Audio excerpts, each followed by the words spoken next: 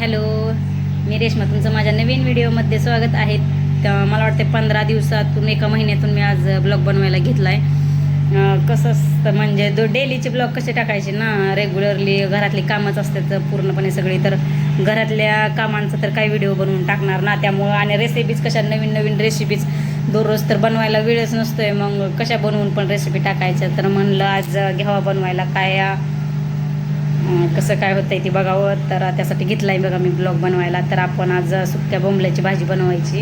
आज आहे रविवार, तर रविवारसाठी आपण सुक्का बोंबील म्हणजे मिळतो बाजारात विकत सुक्का बोंबील, तर त्याची भाजी मी आज बनवायला घेणार आहे. तर थोडंसं टोमॅटो घेतला होता, ती कट करून घेतला आहे. नंतर माझ्या लक्षात आलं की म्हणलं एक तरी ब्लॉग बनवा आज. तर चला मग मी सांगते तुम्हाला त्याची रेसिपी.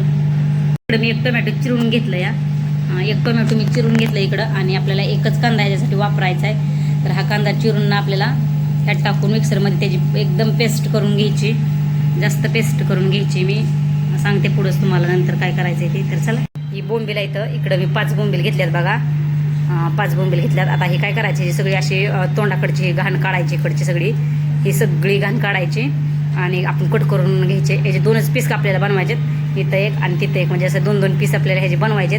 तिकडे मी पेस्ट करून घेतली. मिक्सर खराब झालं तर आपण कालच रिपेअर करून आणलाय, त्याला मी कढई ठेवली इकडं तापायला. तर आता आपल्याला काय करायचं आहे, हे कट करायचे आणि भाजून घ्यायचे. त्याच्या पुढचं सांगते मी तुम्हाला काय करायचं आहे ते. आता जस्ट हे कट करून ह्याची घाणी सगळी अशी साईडची काढून कट करून भाजून घेऊयात. चला, मी कट करून घेतलेत बघा, सगळी घाण काढून असं स्वच्छ कट करून घेतलेत. तर आता चला आपण इथं बाई एवढी घाण निघाली त्याच्यात, तर आपण घाणी टाकून द्यायची आणि भाजून घ्यायचे चांगले आपल्याला. तर इकडं कढई तापाय ठेवली होती, तापली कढई, तर आधी भाजून घेऊया आपण याला. तर चांगले असं काळसर एकदम भाजायचे. काळसर भाजून आपल्याला काय करायचं, थोडंसं बाजरीचं पीठ भाजलेलं बाजरीचं पीठ घ्यायचं. थोडंसं नॉर्मली पीठ घ्यायचंय बाजरीचं. तर घेऊयात आता थोडंसं, एवढंच मी घेतलंय बाजरीचं पीठ. त्यात पाणी टाकायचं, बाजरीच्या पिठात पाणी टाकून हे बाजरीच्या पिठात पाणी टाकायचं. पाणी टाकून हे बोंबील ना ह्या बाजरीच्या पिठात ना भाजून घ्यायचे.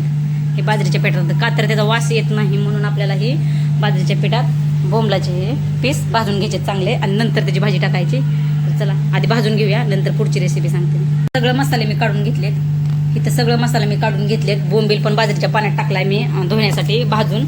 इकडं तेल गरम व्हायला टाकलंय. तर आपल्याला काय करायचं, आता ही पेस्ट केलेली आहे ना, ही चांगली तळून घ्यायची. ही पेस्ट केलेली आहे ना, चांगली तळून घ्यायची त्यात. तर चला मी पेस्ट टाकून घेते, म्हणजे तळल तोपर्यंत हे थोडंसं असं हे करून द्यायचे, धुवून घ्यायचे. तर चला, तेलात मी टोमॅटो आणि कांद्याची पेस्ट केलेली टाकली, चांगली तळून द्यायची ही पेस्ट आपल्याला. तर आता ही काय करायचं,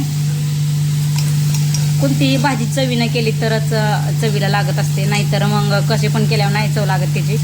त्यामुळं आता ही कसं ह्याच्यासारखं वास येतो असतोय, त्यामुळं हे असं धुवून काढायचं असतं, त्यामुळं वास येत नाही किंवा भाजी खाताना पण चांगली लागते. तर आता हे बाजरीचं पीठ आपल्याला टाकून द्यायचं आहे. आणि आता हळद मिसिंग आहे, तर आता हळद घेऊया आपण टाकायला. इकडं मसाला तळतोय चांगला, तोपर्यंत आपल्याला हळद काढून घेऊया.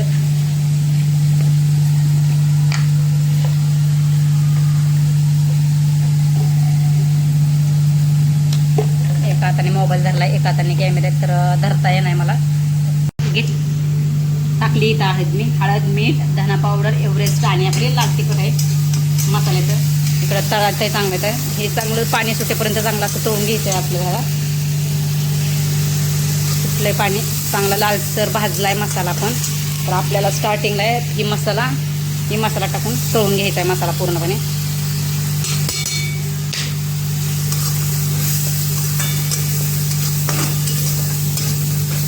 व्हिडिओ आवडत असतील तर व्हिडिओला लाईक करा, शेअर करा आणि कमेंट करून सांगा जेव्हा व्हिडिओ कसे वाटतात ते.